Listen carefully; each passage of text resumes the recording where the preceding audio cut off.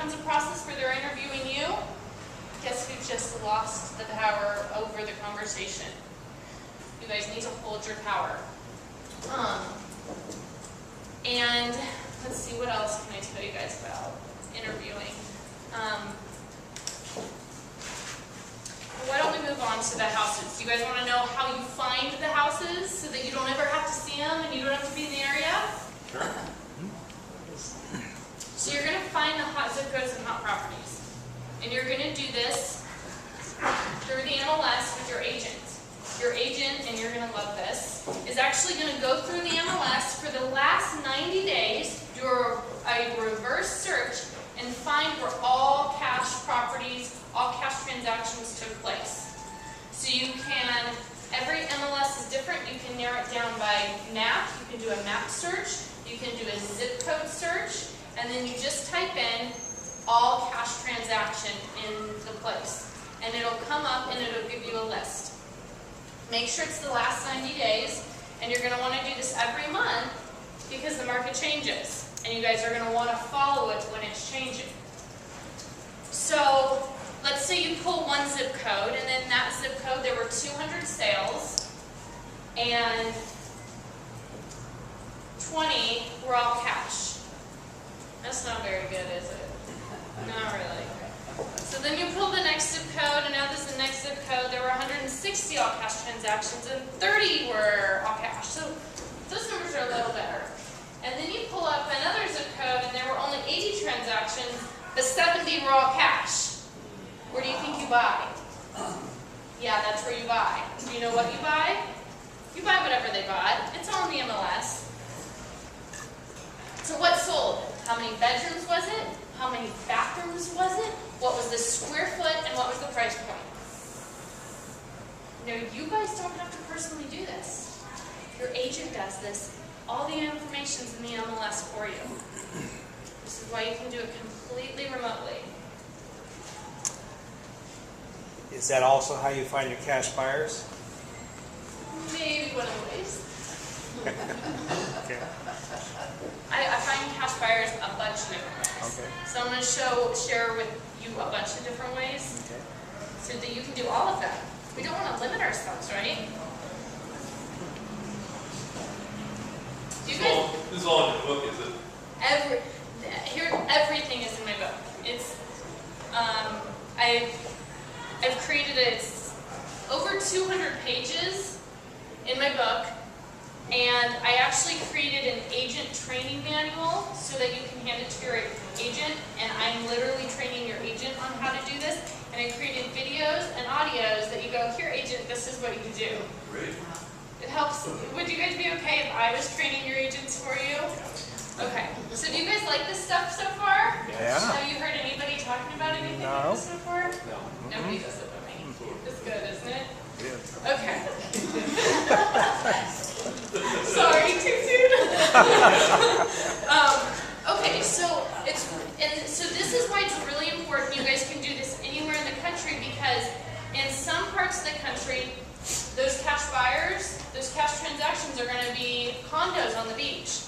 In other parts of the country, condos won't be selling at all. They're going to be stick-built homes. In other parts of the country, it's going to be homes with an acre or more. So every area is different, but you can diversify and go into different markets because the agents are pulling all the information for you, and it's all right there in the MLS. Is this easy? This is easy. You guys can see how you can do this too. Okay, so then I'm trying to think. That was one of the biggest things. I want to make sure I got everything for you guys there. I've got a question for you. Okay. So you're not just doing this in California, you personally? I am personally only doing it right now in California. I just Okay. have students all over the country. Doing it I elsewhere. have students in Canada doing it in the U.S. Okay. I'm looking to get into Nevada and Arizona. I have not yet. Okay. Yeah, I'm growing my business right now. Yeah, because some of the feelings that I've got from talking to different people in different states is that 70% of all the cash buyers were coming from California. So you're in the right place. We are all in the right place, aren't Right. we? Yep. Yes, we are very lucky that California has kind of imploded. You guys know that more billionaires with a B was created during the Great Depression than any other time in history, right? And you know that they all did it through real estate, right?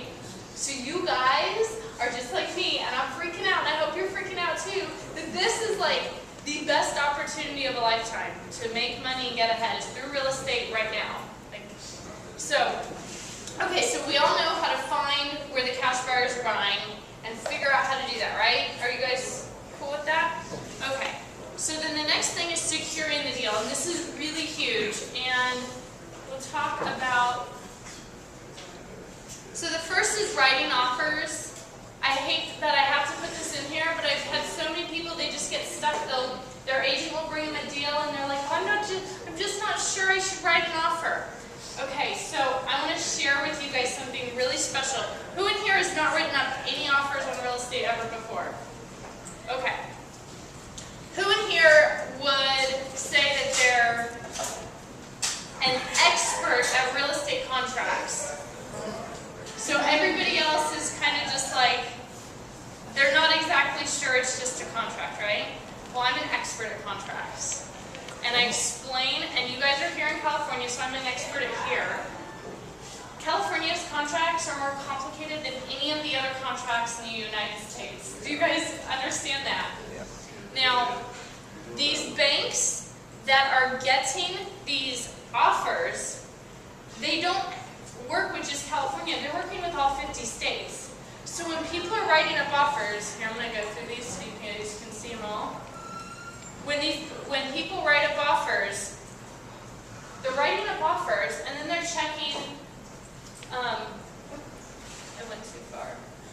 They're checking, they want the seller to pay for the natural hazard zone disclosure, which is $100. They want the seller to pay for termite inspection, which, depending on whether, let's say it has termites, that's a couple grand, but otherwise if there's no termites, you're looking at less than $100.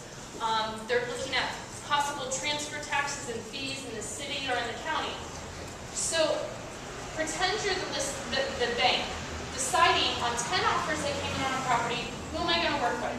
Well, they don't understand California contract, and they're going through the contract, and this buyer has a bunch of boxes checked that the seller's going to pay. Now their offer is at $90,000, and then they look at my contract. Now my contract has literally no boxes checked. The boxes that are checked says buyer will pay, buyer will pay, buyer will pay.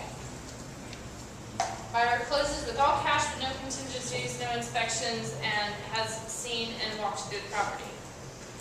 Now their offer is only for $80,000, but I don't know all these boxes. I'm going to have to look into how much all these seller fees are going to be. These seller fees were $500. But the bank doesn't know that, and they're not going to look into it when they have 100 files on their desk. They're going to take the easiest, the cleanest offer. Does that make sense? So I have a property, and I'm going to show it to you at the end, but now is the perfect time to explain it.